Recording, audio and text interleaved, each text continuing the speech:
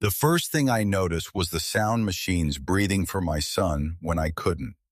The second was my phone lighting up in my palm, vibrating insistently as if it didn't care where I was or what was happening. I thought it would be my wife asking for an update, maybe reminding me to bring Ethan's hoodie. Instead, a few sentences cracked open my life with surgical precision. Not shouted, not dramatic, just typed. In that fluorescent ER hallway with my 6-year-old on a gurney and my signature half-written on a clipboard, I learned how quietly everything can be taken from you. The emergency room smelled like antiseptic and old coffee. That sterile mix always makes time feel thicker, slower, like every second has weight. Ethan lay on the narrow bed, his small arm taped with an IV cartoon dinosaurs roaring silently on a ceiling-mounted screen meant to distract kids from pain. His hair was matted with sweat curls sticking to his forehead the way they did when he had a fever. He looked at me with that particular kind of trust. Only children have the belief that whatever is happening, the adult holding their hand will fix it. "Dad," he whispered, voice raspy, "is Mom coming?" I squeezed his fingers, careful not to disturb the tubing. "She's busy right now, buddy, but I'm here." That was true. At least, I was here. I had been the one to rush him in after he collapsed at soccer practice, pale and dizzy. The coach yelling for water while I scooped him up and drove like the red lights didn't exist. The doctor had said it wasn't life-threatening dehydration, maybe a minor infection, but they wanted to run tests. Language for wait and see. A nurse handed me a clipboard. "Just sign here, Mr. Carter." I leaned against the wall and wrote my name, Michael Carter. Halfway through the last letter, my phone buzzed. I almost ignored it. Almost. Rachel's name glowed on the screen. For a brief, foolish moment, relief washed over me. She's checking in. I thought she's finally turned around from whatever meeting she said she couldn't leave. I opened the message. "I'm moving to Miami with him. I took all our savings. You're on your own." 3 sentences. No greeting, no apology, no explanation. My pen slipped, dragging a crooked line across the form. My brain refused to process the words in the order they were written. Miami, him, savings, on your own. Dad. Ethan tugged at my sleeve, his brow furrowed. "Did they say when I can go home?" I looked at him and forced my face into something that resembled calm. Years of troubleshooting, server crashes, and late-night system failures had trained me to keep my voice steady under pressure. I didn't know then how useful that skill would become. "Soon," I said, "they just want to make sure you're okay." The nurse took the clipboard back, oblivious to the fact that my hands were shaking. I stepped a few feet away toward the window overlooking the parking lot and read the message again. Same words, same meaning. No hidden nuance waiting to reveal itself. Rachel was my wife of 11 years, the woman who color-coded our calendars and reminded me to schedule dentist appointments.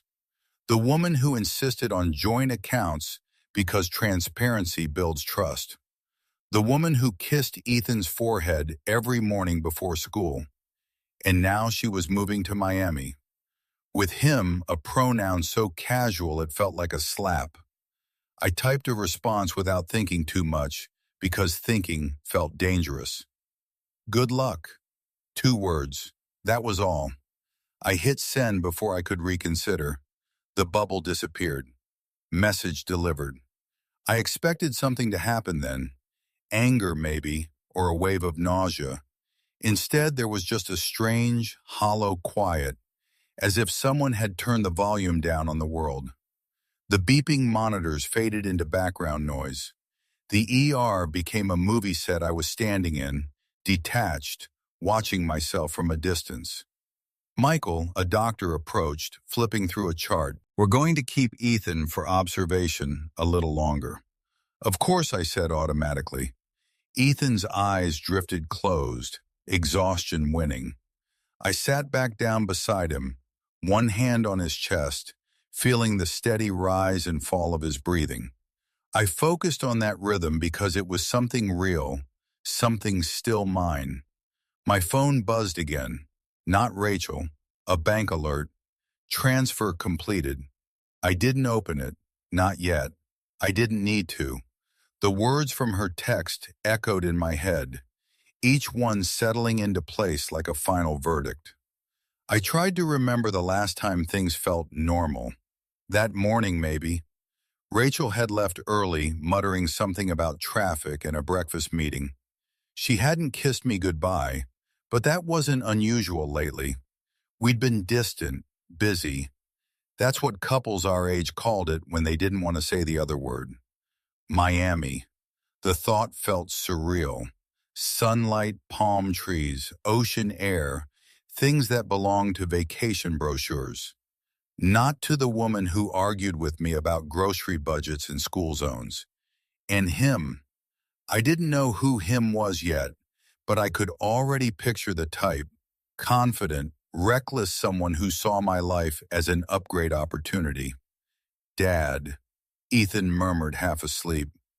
Can we still go camping this weekend? The question pierced straight through the fog. Yeah, I said, swallowing hard. We'll see how you feel, but we'll figure something out. Because that was what fathers did. They figured things out even when the ground shifted under their feet. I checked the time. Rent was due in a week. School tuition at the end of the month. Utilities, groceries, insurance numbers that had always balanced neatly in a spreadsheet Rachel maintained. Numbers I suddenly realized I didn't fully know by heart. Another message came through, not from Rachel, from her mother, Diane. Rachel says, "You've been controlling lately. I hope you'll give her space." I stared at the screen, a cold understanding forming.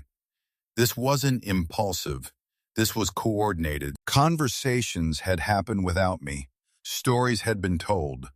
In the ER hallway with my son sleeping and my life quietly unraveling, I understood something fundamental. Whatever Rachel had gone to Miami, for she hadn't just left, she had prepared. I slid my phone into my pocket and leaned closer to Ethan, brushing his hair back gently. The monitor continued its steady beep. Alive here, that mattered. Outside, an ambulance screamed into the nightlights, flashing red against the glass. Somewhere between those lights and the hum of the machines, a line was being drawn between the life I thought I had and the one I was about to be forced to build. And when she arrived in Miami, she believed she was free. She had no idea what she'd set in motion. The hospital discharged Ethan just after midnight. The doctor's voice was reassuring. Practice dehydration, likely compounded by a mild infection. He'll be fine with rest and fluids. I thanked him, nodded at the nurse, gathered the paperwork. Ethan slept against my shoulder as I carried him to the car, his weight familiar and grounding. Outside, the air was cool, the parking lot washed in sodium lights, normal, almost peaceful. I buckled him into the back seat, adjusted the straps with the same care I always used, then sat behind the wheel, and finally allowed myself to open the bank alert. Transfer completed.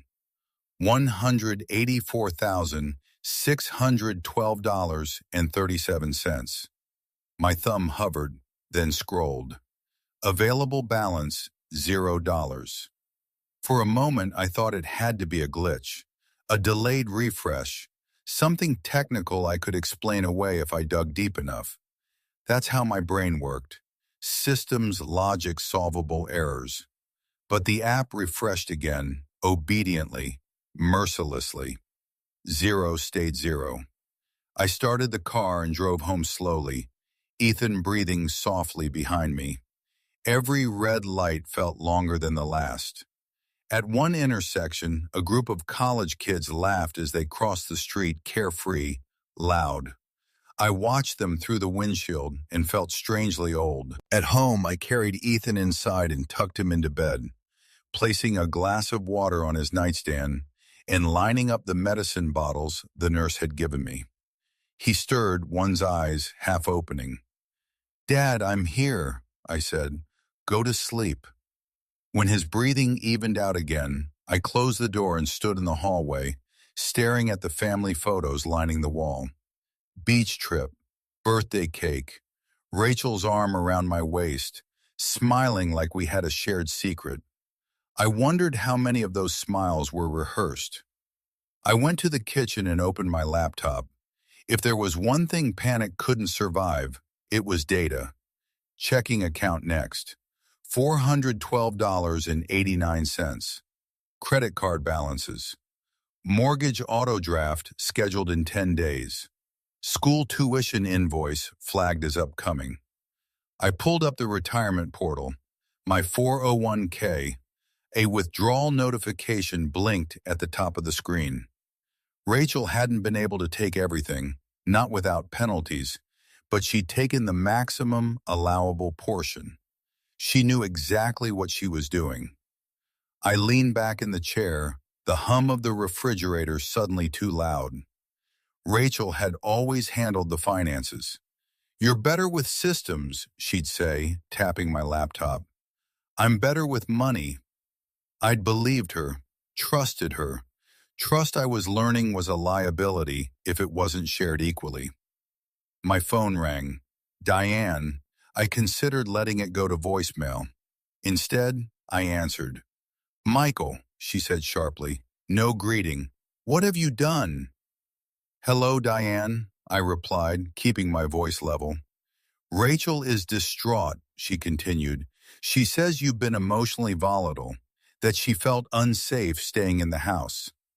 Unsafe? The word landed with intention. "That's not true," I said. "She texted me tonight. She left." "Because you pushed her," Diane snapped. "You've always been controlling. I warned her about marrying you." I closed my eyes. This wasn't a conversation. It was a performance. Lines memorized, cues followed. "She emptied our accounts." I said, "All of them." A pause, brief but telling. "Rachel needed resources to protect herself," Diane replied carefully. "You make good money, you'll recover." I looked around the kitchen, the chipped mug Rachel refused to throw out, the grocery list on the fridge written in her neat handwriting. "You knew," I said quietly.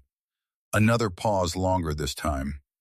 "I know my daughter," Diane said, "and I know what men are capable of when they feel cornered." The accusation hung between us, ugly and deliberate. "Good night, Diane," I said, and ended the call before she could respond. My hands were cold.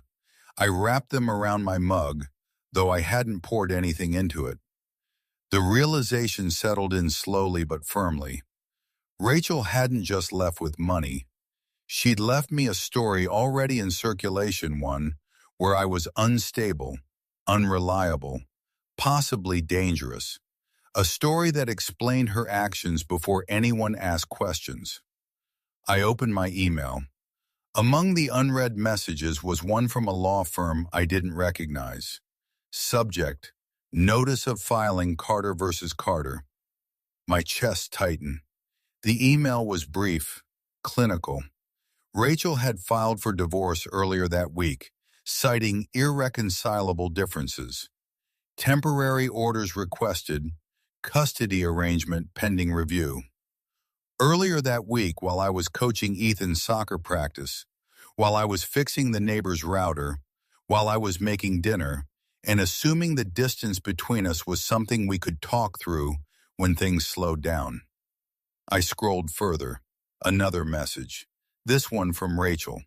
Timestamped 20 minutes earlier. "We'll communicate through lawyers from now on. Please don't make this harder than it has to be." Harder. I typed, deleted, typed again. Then I stopped. Words felt inadequate, and worse, They felt like they could be used against me. I locked the phone and placed it face down on the counter. I slept on the couch that night, if what I did could be called sleep. Every time I closed my eyes, numbers floated behind my eyelids. Balances, due dates, the math of survival recalculating itself in real time. Morning came too quickly. I made Ethan oatmeal, sat across from him as he ate, his cheeks flushed, but his eyes brighter. "Can I go to school?" he asked. "Not today," I said. "You're resting with me." He nodded, satisfied. Children accept answers adults agonize over. After breakfast, while he watched cartoons, I called the bank. The representative was polite, apologetic, useless. Joint account, authorized user, no fraud. I thanked her anyway. Manners were muscle memory. Next, I called a lawyer, then another. By noon, I had an appointment for the following afternoon.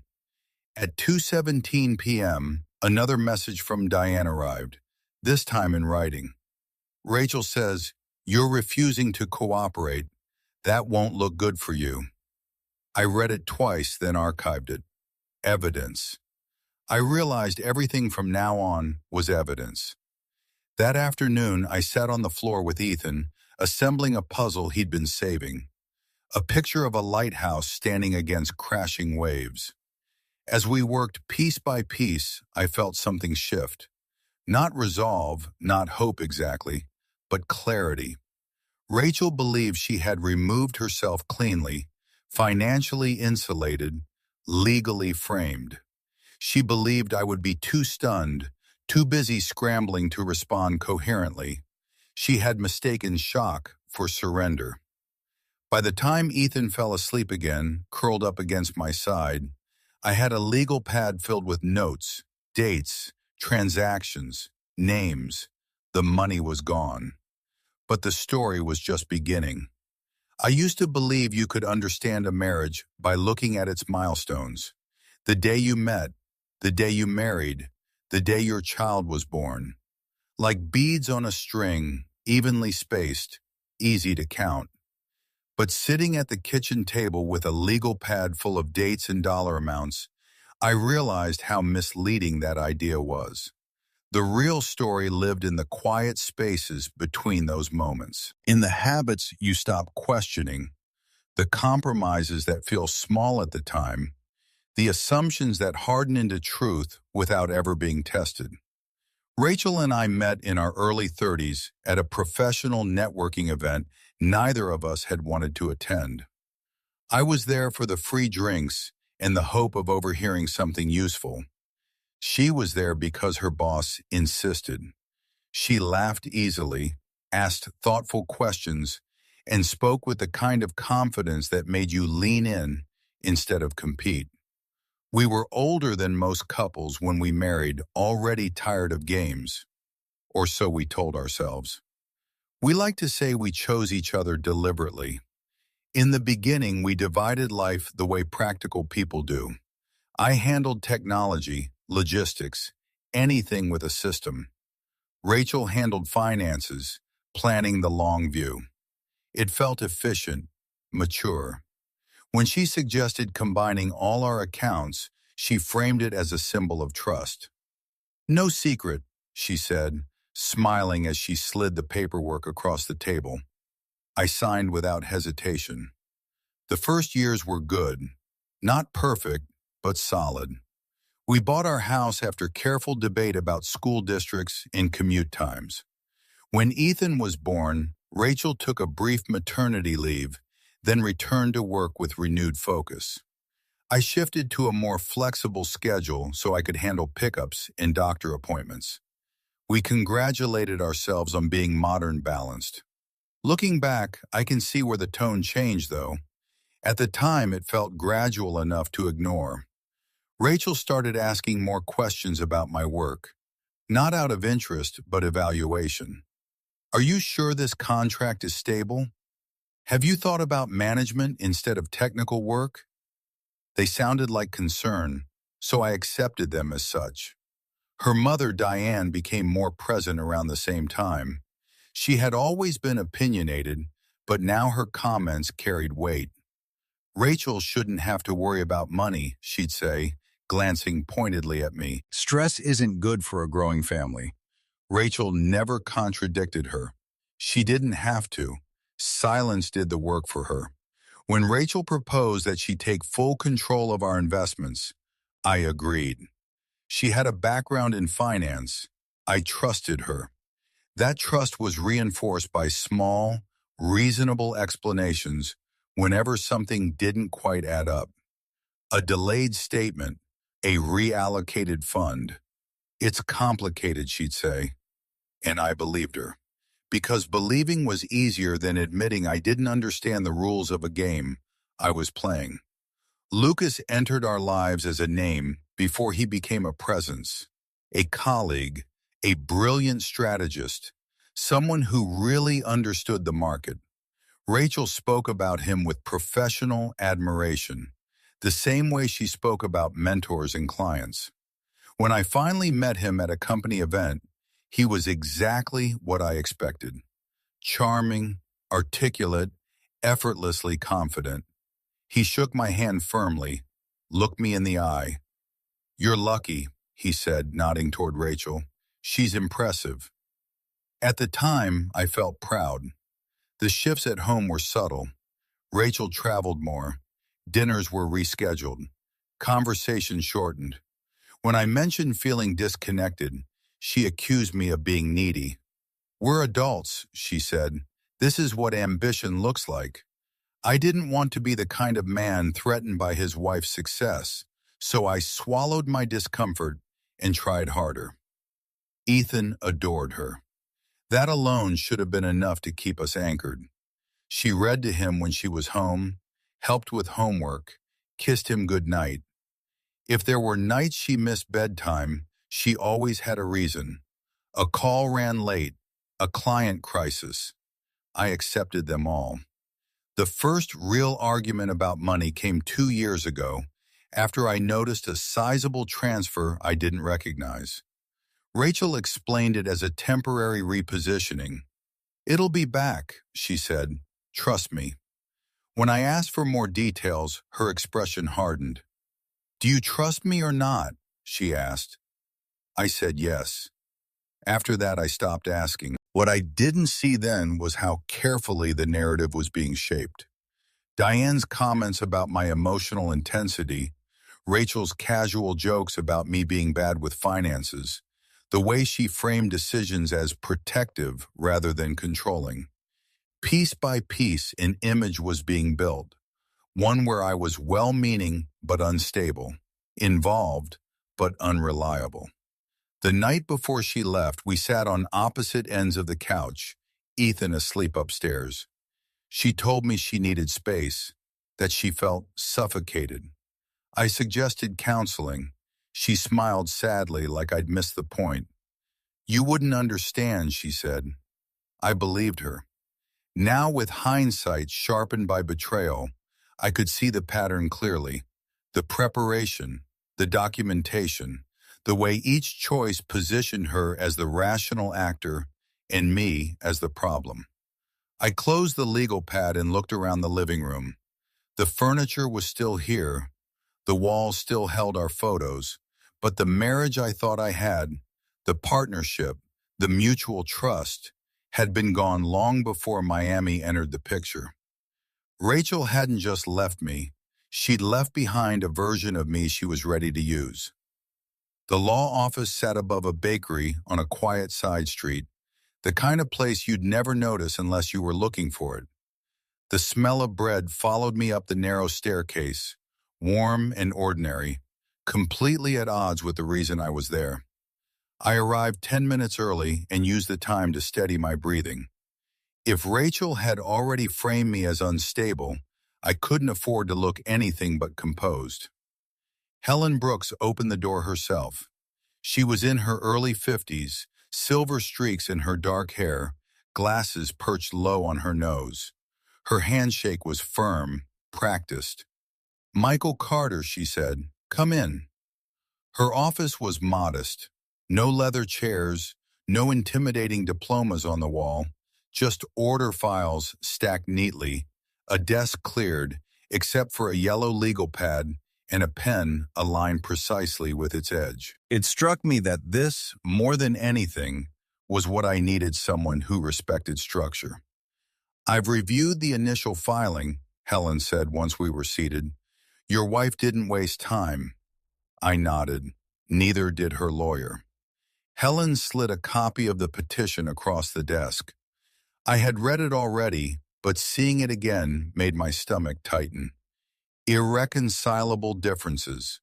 Temporary sole physical custody requested. Concerns regarding the husband's emotional volatility. Volatility, another word, carefully chosen. "She filed 10 days ago," Helen continued, "before she left the state." "Miami," I said. Helen raised an eyebrow. "She disclosed Florida as her intended residence." "Yes, along with a request to establish jurisdiction there." The implications landed hard. "She's trying to move the case. She's trying to move you," Helen corrected. "Away from your home court, away from familiarity, away from any advantage." I leaned back, forcing myself to absorb the information rather than react to it. "What about the money?" Helen flipped to another page. "Joint accounts legally accessible to either party. Unethical, yes, but not criminal." "Not yet." "Not yet." I held on to that. "She also claims," Helen added, tapping the paper, "that you've been financially dependent on her." I almost laughed. "Almost? That's not true." "Truth and documentation aren't always aligned at first," Helen said calmly. "We fixed that." She asked questions, precise, methodical. Employment history, income streams, parenting routines. I answered honestly, resisting the urge to over-explain. When she asked about my mental health, I paused. "I've never been diagnosed with anything," I said. "No treatment, no incidents." "Anyone could say that," Helen replied. "What matters is what exists on paper." That was when she asked about Diane. "Your mother-in-law," she said. "How involved is she?" In everything I said before, I could stop myself. Helen nodded slowly. "That's what I thought." She opened a new folder and slid it toward me. Inside were copies of emails. Rachel's lawyer had submitted statements from Diane describing me as erratic, prone to emotional outbursts, unpredictable under stress. Each sentence felt like a nail hammered in by someone who had watched me for years, collecting moments to weaponize. "She's positioning herself as a concerned grandmother," Helen said.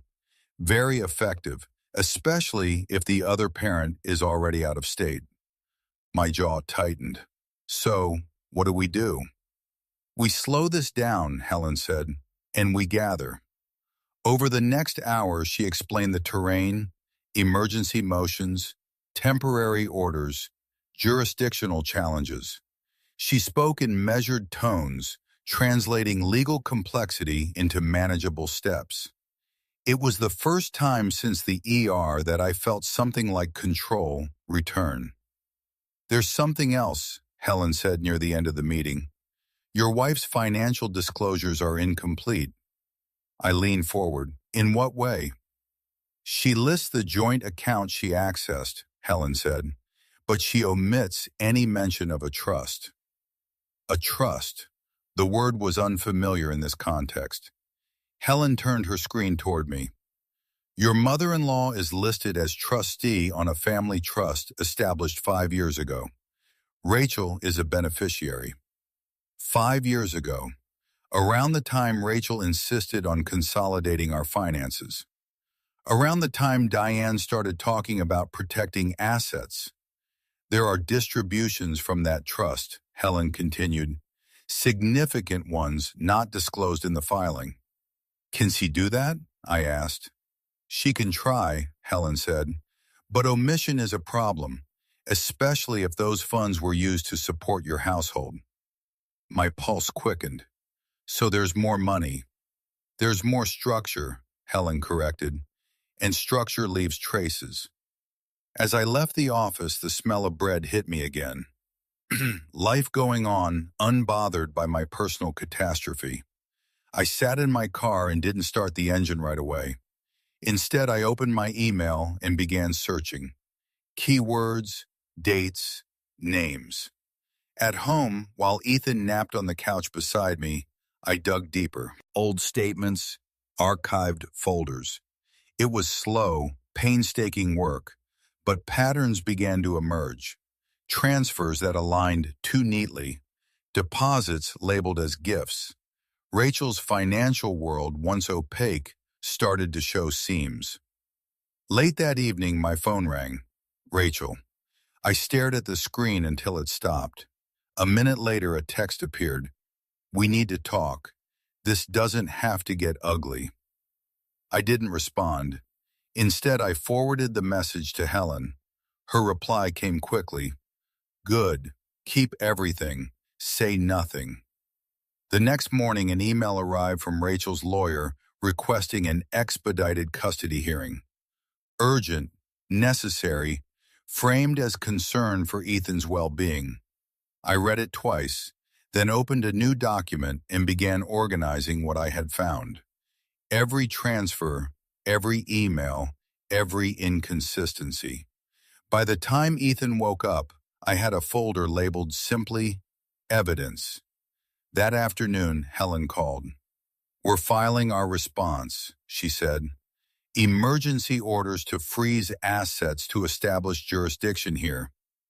And Rachel, I asked. She'll fight. Helen said she's invested too much not to.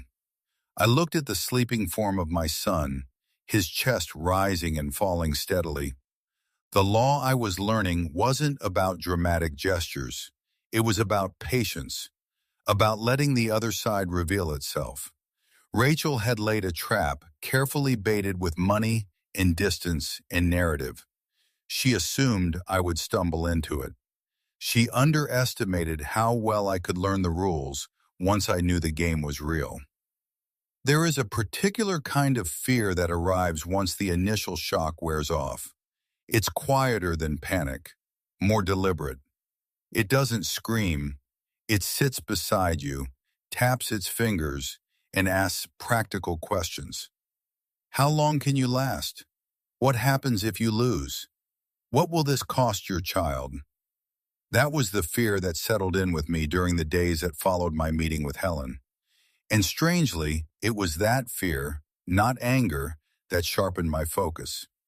I stopped reacting. Instead, I started documenting. Every morning after dropping Ethan at school, I sat at the dining table with my laptop and a legal pad.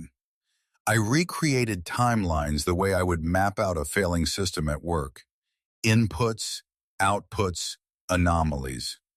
Rachel's movements began to look less like a series of personal choices and more like a workflow designed for a specific outcome. Helen had warned me not to confront Rachel directly. Let her talk, she said. People reveal more when they think you're not listening.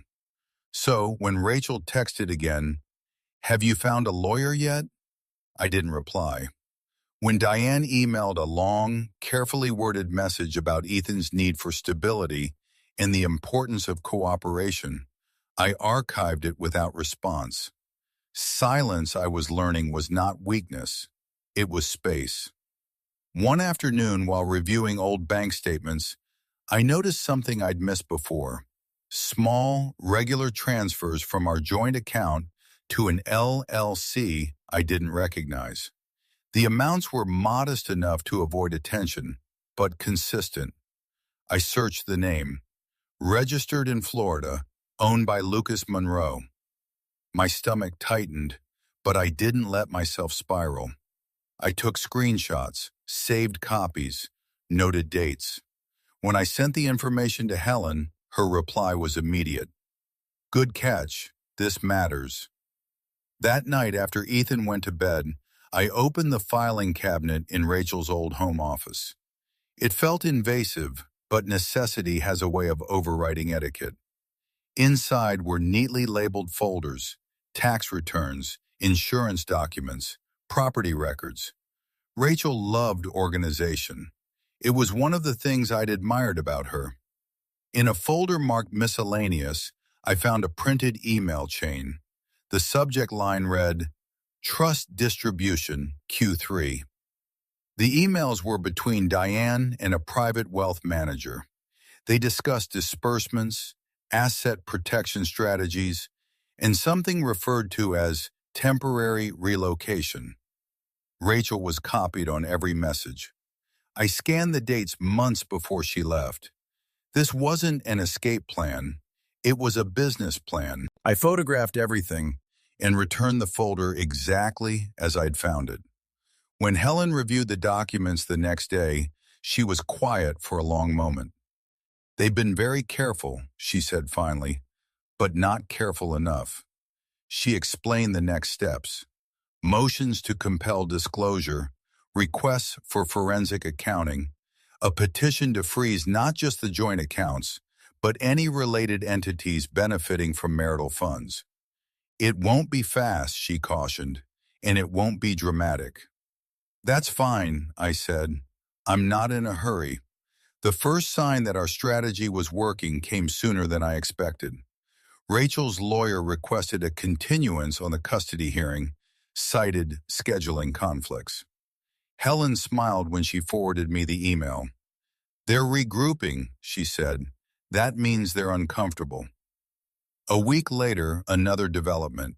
Lucas's company received a notice from the IRS requesting clarification on several transfers. Routine on paper, but timing matters, and pressure, even when subtle, has a way of spreading. Rachel called again. This time, I answered. Michael, she said, her voice strained but controlled, why are you doing this? Doing what I asked evenly? Dragging lawyers into everything. She said, we could have handled this privately. I glanced at the open file on my desk at the columns of numbers and dates that told a very different story. You left with our money, I said. You filed for custody. This is private, Rachel, just documented. There was a pause. Lucas's accounts are being reviewed, she said. Did you know about that? I know a lot of things now, I replied. Her breath caught just slightly. Enough. Let's be reasonable, she said. This doesn't have to hurt everyone. I thought of Ethan coloring quietly in the next room, humming to himself. It already did. I said, you just weren't here to see it. I hung up before she could respond. Over the next few days, the tone shifted. Emails that once carried confidence now sounded cautious. Requests replaced demands.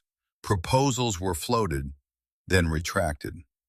Helen Field did everything, filtering out the noise and highlighting what mattered.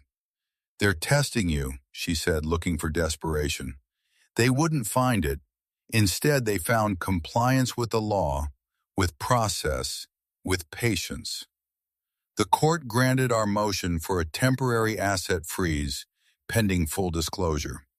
It wasn't everything trust moved slowly, shielded by layers of legality, but it was enough to disrupt the flow Rachel had come to rely on. That evening, I received a message from an unfamiliar number. This is Lucas. We should talk. I stared at the screen, then forwarded it to Helen. Her response was immediate. Do not engage. So I didn't. The next day, Diane showed up at my door. She stood on the porch impeccably dressed, her expression composed, but tight around the edges. We need to discuss what you're doing, she said. I stepped outside and closed the door behind me. If you have something to say, you can put it in writing, I replied. Her eyes narrowed. You're hurting my daughter. I met her gaze. You helped her do this, she scoffed. You're imagining things. I thought of the emails, the trust, the careful choreography. I'm documenting things I said. There's a difference. For the first time, uncertainty flickered across her face. Be careful, she said quietly. People with power don't like being challenged. I nodded. Neither do people with children. She left without another word. That night, as I tucked Ethan into bed, he asked, "Is Mom mad at you?" I smoothed his blanket. "Your mom is dealing with some things I said, but she loves you." He seemed satisfied with that, rolling onto his side. Children accept partial truths when they feel safe. As I turned off the light, my phone buzzed with a notification from Helen. "We have confirmation. Funds tied to Lucas's LLC are frozen pending review." Miami is feeling very far away right now. I sat on the edge of the bed and let myself exhale. The counterattack had never been loud. No confrontations, no ultimatums, just pressure applied in the right places. Rachel had believed Miami was a clean break. She was beginning to realize it was a fragile one. Miami announced itself through photographs long before it became a problem. Sunlit balconies, white linen curtains, water so blue it looked unreal. Rachel posted nothing publicly, but the evidence arrived anyway, filtered through lawyers' filings and the small tells people leave behind when they believe the ending is already written. The first sign was procedural. Helen called on a Tuesday morning, her voice measured but energized. "They've requested a modification to the asset freeze," she said. "They're claiming hardship." "Hardship?" I repeated. "Yes," Helen replied, "which means the freeze is working." Hardship as a concept had always belonged to other people in Rachel's vocabulary. She used it the way professionals do, abstract, polite, meant to describe something unfortunate but distant. Now it had attached itself to her name. Over the next week, the tempo changed. Motions multiplied. Requests contradicted each other.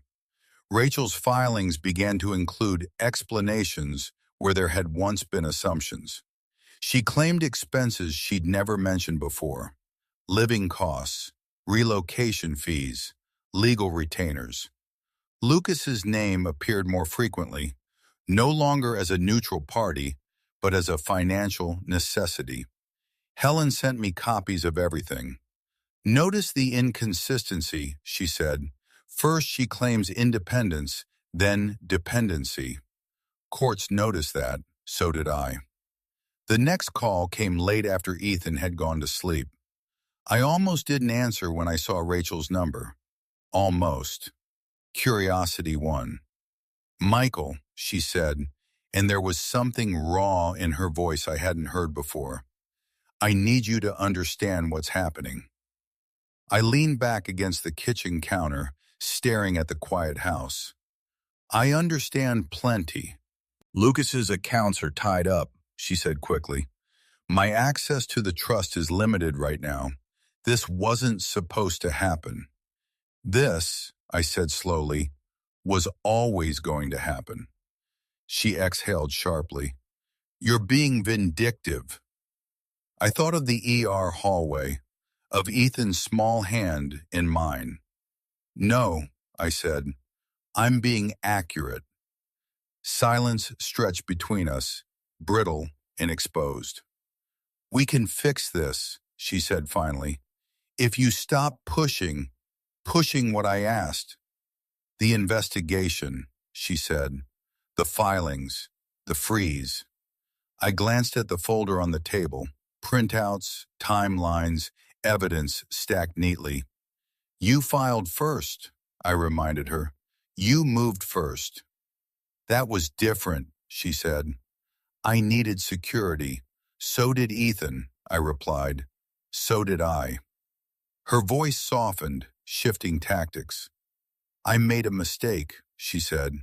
"Miami was a reaction." I didn't respond. "Michael," she pressed.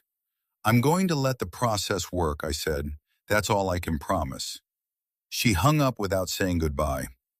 2 days later, Lucas's name appeared again, this time in an email forwarded by Helen.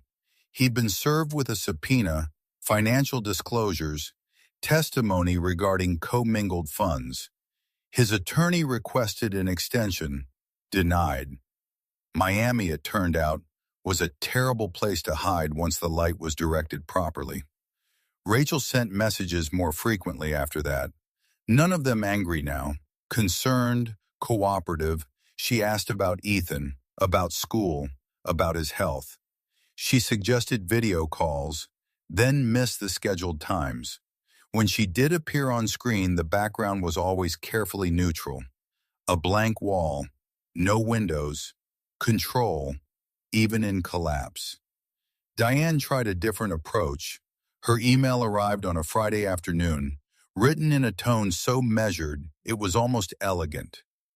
Michael family survived by knowing when to de-escalate. Rachel's situation has become unstable. This benefits no one, especially Ethan.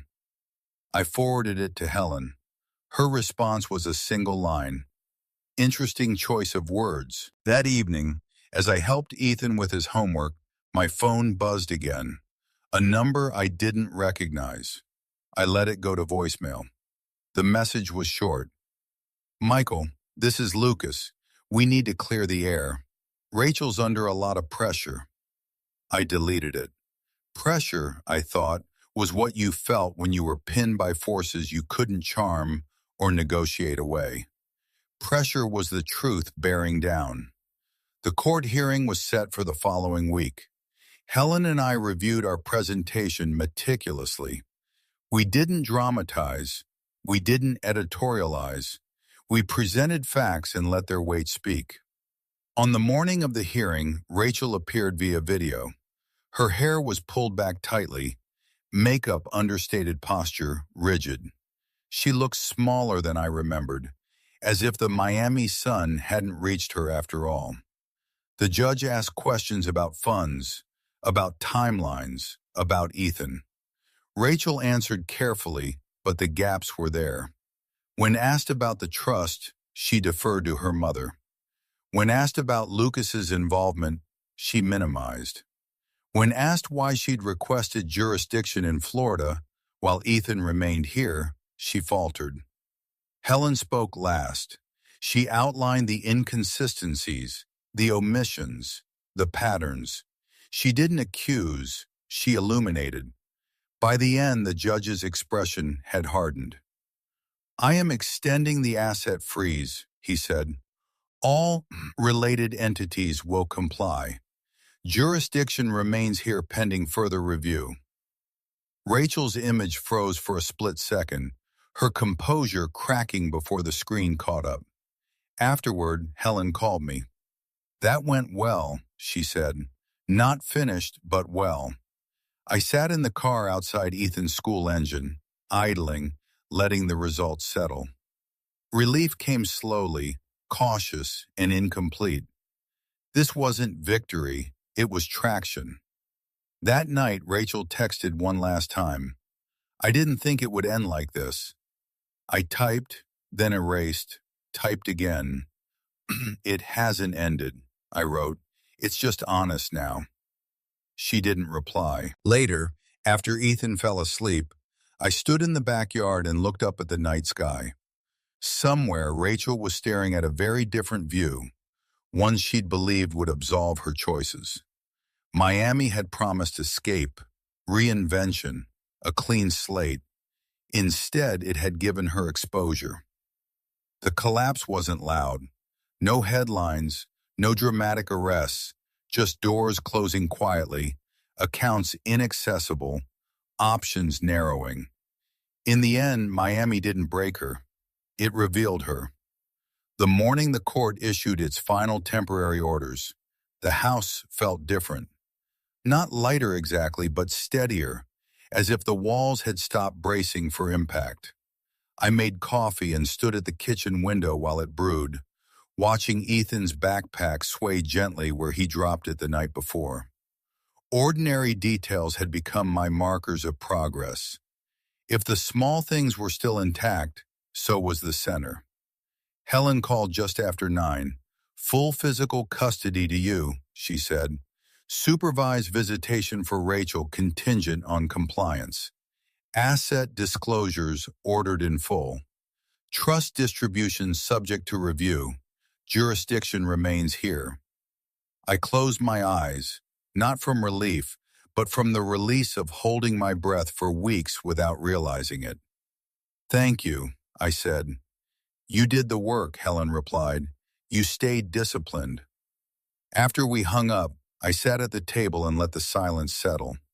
There would be more hearings, more paperwork, consequences that unfolded slowly, methodically. Justice, I was learning, wasn't cinematic. It was cumulative. Rachel sent a message later that afternoon. It was brief. "I'll follow the order.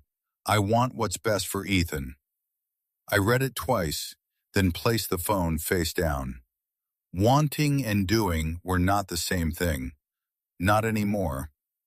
Diane didn't write again.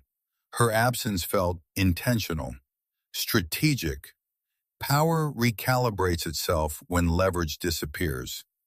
I didn't take it personally. That evening I picked Ethan up from school. He ran toward me, backpack, bouncing grin wide. Guess what he said? "We're learning about planets. Which one's your favorite?" I asked. "Saturn," he said without hesitation. "Because it has rings. It looks like it's protected." "Protected?" I smiled and buckled him into the car. Life resumed its quieter rhythms. Homework at the table, dinner together, weekend errands. The case remained present, a low hum in the background, but it no longer dominated the room. What dominated now was the work of being here, of showing up without the constant intrusion of fear. A month later, the forensic accounting report arrived. It was thicker than I expected, dense with tables and annotations. Helen summarized it over the phone. "The trust was used to supplement household expenses," she said, "which means it's marital. The offshore entities were leveraged improperly. Lucas has exposure. Rachel's position has weakened significantly." "And Ethan?" I asked.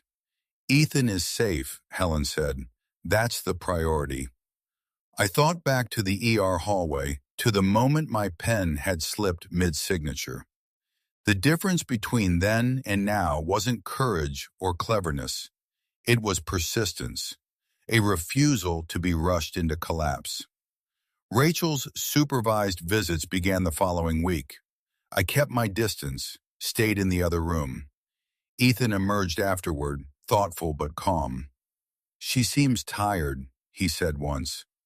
"Sometimes people get tired when things change," I replied. He accepted that. The house filled with new routines. I adjusted my work hours, negotiated flexibility. The systems I built at work mirrored the one I built at home. Redundancy, clarity, fail-safes. Stability, I discovered, wasn't a feeling. It was a practice. One evening, months later, I found myself scrolling through old photos. Not out of longing, but curiosity. I studied my younger face beside Rachel's, the assumptions embedded in our smiles. I didn't feel anger. I felt understanding of my own blind spots, of the way trust can become inertia if it's never examined. I closed the album and looked around the living room. It wasn't the life I'd planned, but it was a life that fit. Rachel never returned to Miami the way she'd imagined. Lucas faded from the filings, then from the conversation entirely. Diane's trust entered a prolonged audit. Consequences like truth had a way of finding the light. Eventually, on a quiet Sunday afternoon, Ethan and I sat on the floor finishing the lighthouse puzzle we'd started weeks earlier. We placed the final piece together. "See," he said, "it stands even when it's stormy." I nodded. It does. That night after he went to bed, I wrote a short note to myself and tucked it into the folder that had once been labeled Evidence. I renamed the folder Record, not as a reminder of what I'd lost, but of what I'd protected. Here's what I know now. When someone leaves with your money and your narrative, they're betting you'll be too disoriented to respond. They're betting you'll confuse shock with defeat. They're betting wrong. What remains after betrayal isn't just damage, it's choice. The choice to document, to pause, to act without theatrics, to protect what matters quietly and consistently. If you've been listening to this story and felt something stir, recognition, anger, resolve, I want to hear from you. Where are you listening from? What part stayed with you the longest? Share your thoughts in the comments below. Your story might be the one someone else needs to hear. We share these stories every day, not to sensationalize pain, but to honor the strength that often goes unnoticed. If you want to keep walking this path with us through stories of resilience and hard-earned clarity, subscribe so you don't miss what comes next. Thank you for staying to the end, and remember, sometimes the quietest response is the one that changes everything.